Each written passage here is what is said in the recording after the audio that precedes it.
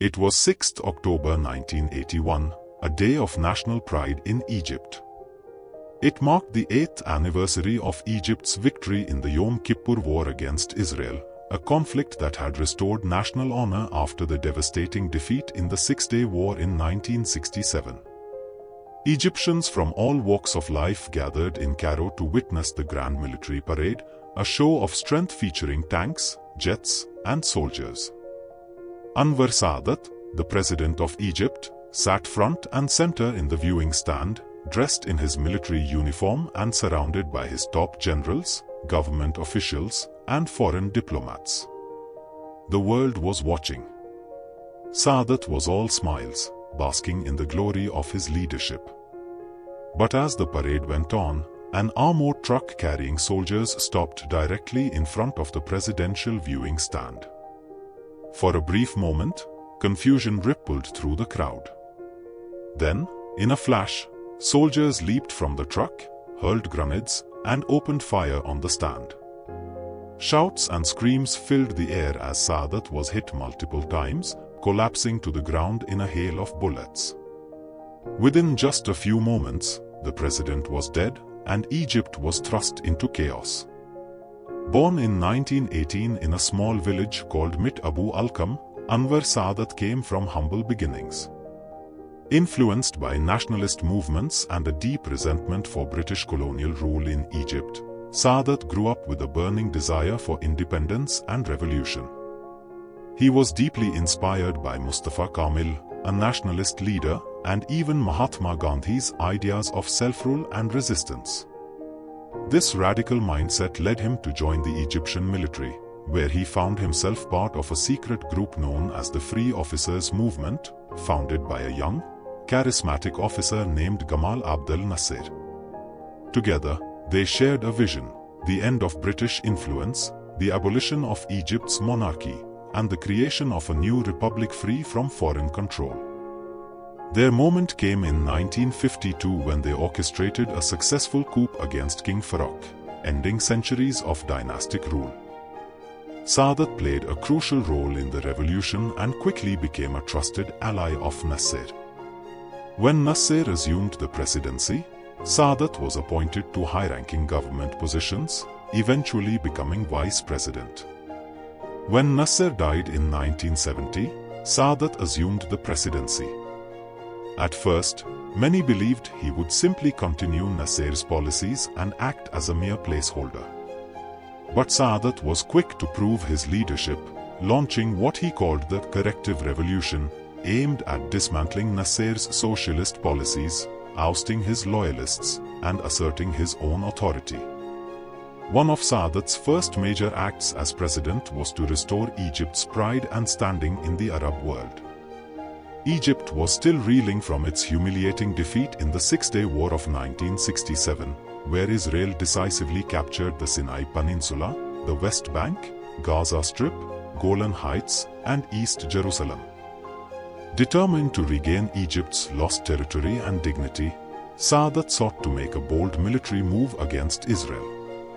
On 6 October 1973, in a coordinated attack with Syria, Egyptian forces crossed the Suez Canal and launched a surprise assault on Israeli forces in the Sinai, sparking what would become known as the Yom Kippur War.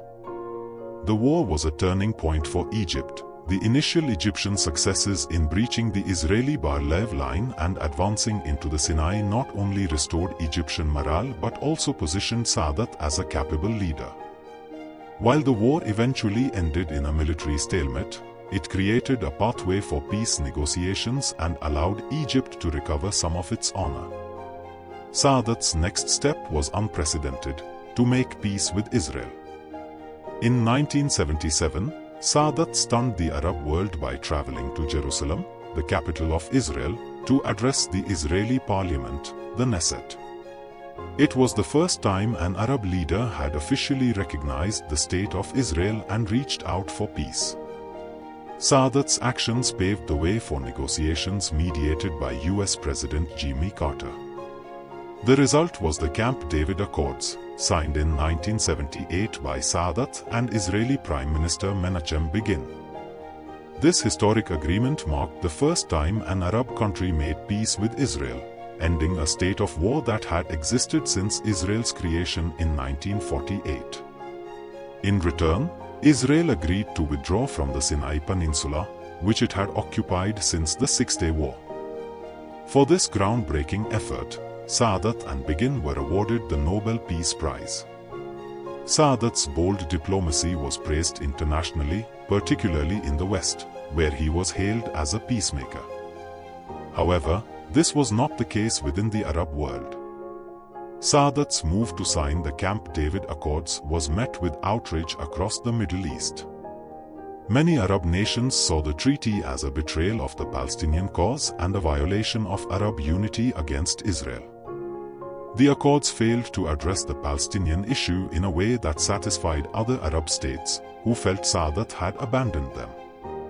The response was immediate and harsh. Egypt was suspended from the Arab League, and several countries severed diplomatic ties. Sadat, once a hero of the Arab nationalist movement, was now seen as a traitor by many in the Arab world. Sadat faced opposition not only from outside Egypt but also from within. His domestic policies were as contentious as his foreign decisions. Sadat's economic strategy, called infitah or opening up, aimed to liberalize Egypt's economy by encouraging foreign investment and market reforms. But the policy failed to improve the lives of ordinary Egyptians.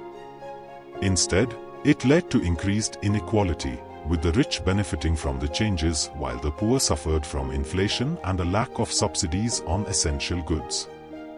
The situation became dire in 1977 when riots erupted across Egypt after the government cut subsidies on bread and other basic items, sparking the so-called bread riots.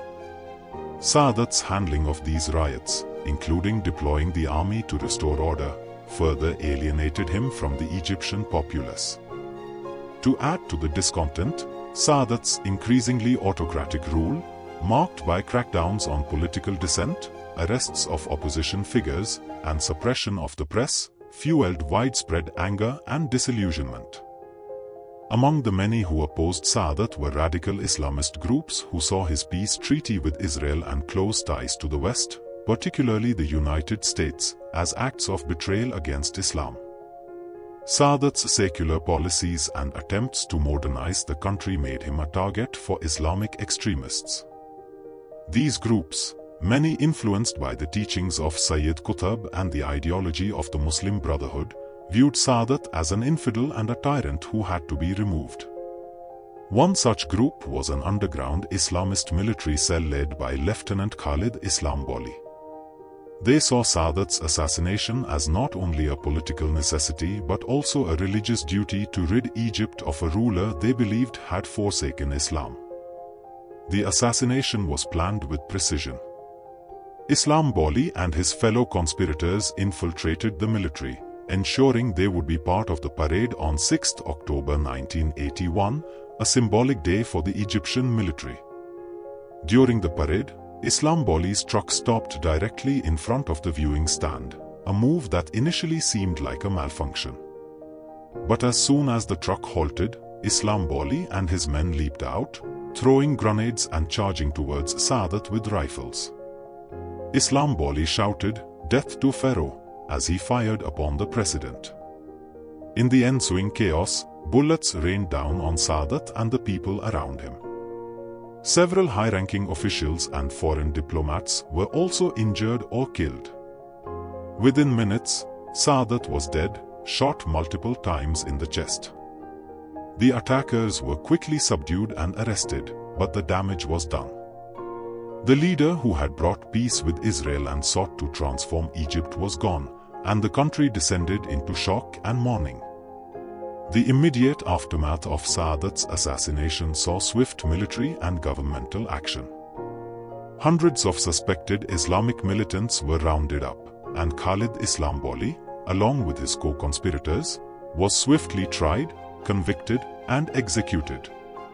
Sadat's assassination left a power vacuum that was quickly filled by his vice president, Hosni Mubarak, who narrowly survived the attack with minor injuries. Mubarak would rule Egypt for nearly 3 decades, maintaining the peace treaty with Israel but taking a far more cautious approach to both domestic and foreign policy. Under Mubarak, Egypt would see a tightening of security, increased suppression of Islamist movements, and a continuation of authoritarian governance. The assassination of Anwar Sadat sent shockwaves throughout the Middle East and beyond. The Camp David Accords remained intact, and Egypt continued to have peaceful relations with Israel, but Sadat's death marked a significant turning point. The assassination revealed the deep fissures within Egyptian society and highlighted the growing influence of political Islam. The killing of a sitting president by an Islamist faction foreshadowed the rise of extremist groups and movements across the Middle East, reshaping the politics and dynamics of the region for decades to come. Anwar Sadat's legacy is complex and continues to spark debate. To many, he was a visionary leader who courageously broke barriers to seek peace and modernize Egypt. To others, he was a flawed ruler who betrayed Arab unity and disregarded the needs of his people. The Camp David Accords, hailed by some as a landmark achievement, remain a deeply polarizing moment in Middle Eastern history. Sadat's life and assassination are reminders of how a single leader's decisions can shape the fate of a nation and the course of an entire region.